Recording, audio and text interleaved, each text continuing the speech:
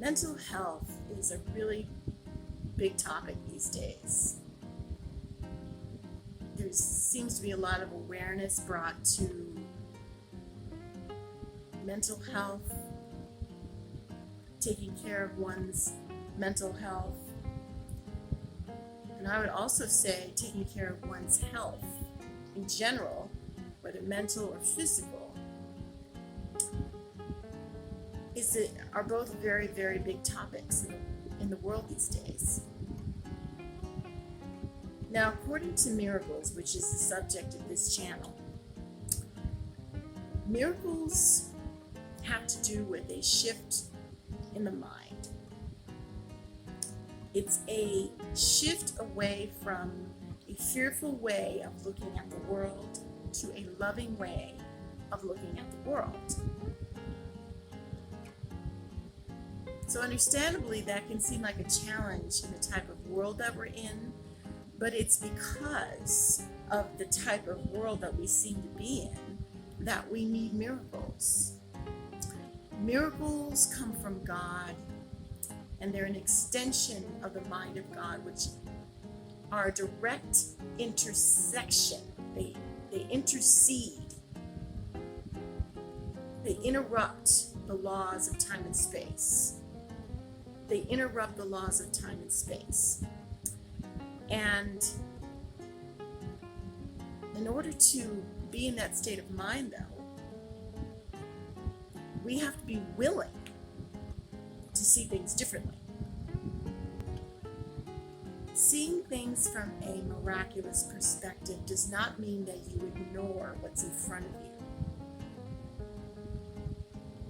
It doesn't mean that you ignore what seems to be happening with your experience in any way. In fact, part of the teachings emphasize that you move in your mind toward these experiences. In other words, you take a deep look at these things closely in your mind and how you feel and how you believe about what seems to be happening in your life. This, of course, includes what's happening, obviously, with your mind, with your body, with your emotions. And we are to do that with the help of God, with the help of the Holy Spirit. And so the idea for today has to do with a very strong teaching in A Course in Miracles, which is a book of spiritual teachings, universally themed spiritual teachings. That the teaching is inner peace is related to physical and mental health. So mental health and physical health is actually inner peace. So the idea is that instead of focusing so much on externals, the health of the body, through diet, exercise, and making sure that our relationships are healthy by going to therapy and reading a lot of self-help books and so on. Rather than putting so much emphasis on those things, we focus on our inner work, inner peace. Now, that does not mean, I'm not saying to not do these things that I mentioned. I'm not saying to not exercise or to not eat in certain ways or to not go to a therapist. In fact, those are ways that God can help you heal. I practice those things. I exercise. I try to do my best to eat healthily. I've gone to therapists. But the point here is that we have to reverse the order and place the emphasis on inner peace. And that comes from surrendering our minds to a higher order. We have to be willing to surrender to God's will, to God's way of looking at things. We have to be willing to allow God to direct our lives, to direct our minds, to direct our hearts. Now, the journey is going to be different for everyone. I've shared on this channel a little bit of what my spiritual journey has been for me.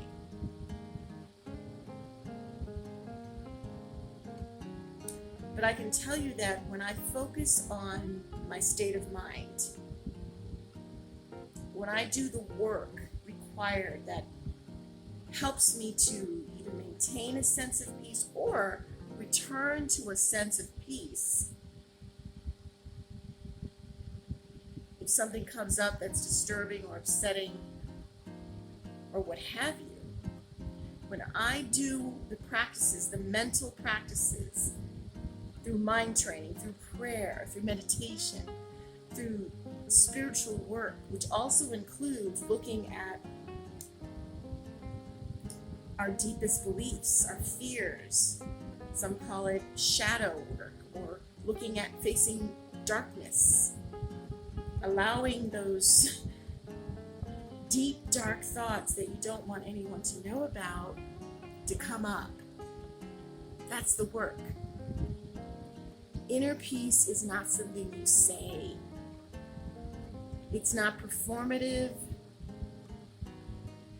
It's not a performance. It's not anything at all on the surface. It's not sitting in a cave somewhere. Now, some may be guided to do that, but it comes from inner work first. Whatever you're doing in the world is either going to be ran by the ego or it's going to be directed by God. And I think many of us have realized what our lives look like when we allow the ego to run the show. So we're here to realize that we no longer want the ego to run the show. And in order to feel a sense of mental health and physical health, we want to shift the focus to our inner peace. Inner peace is health. That's where it starts.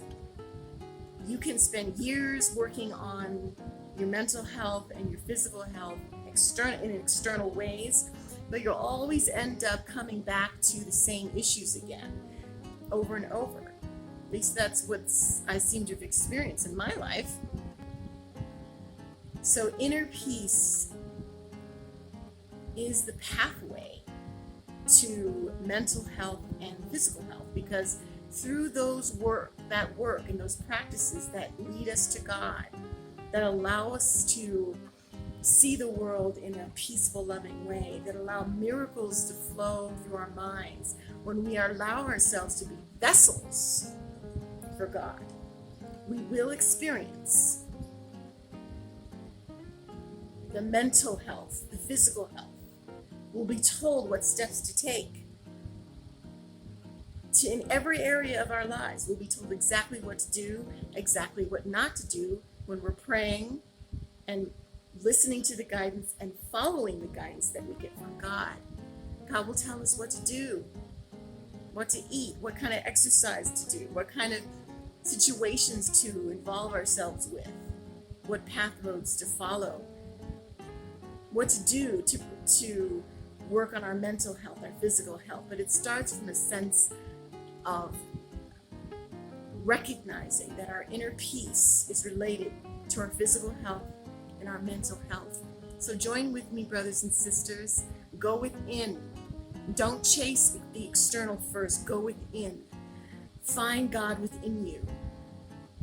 And then you'll be guided to the steps you need to take in order to feel a sense of peace that carries with you all the time. Even when you don't feel peaceful, you will still feel a sense of peace because you know that God is waiting for you on the other side. So join with me, brothers and sisters. I'd love it if you clicked like on this video and subscribe to the channel if you haven't already, if you appreciate this kind of meaningful content. And remember, all physical and mental health is inner peace. Inner peace is health.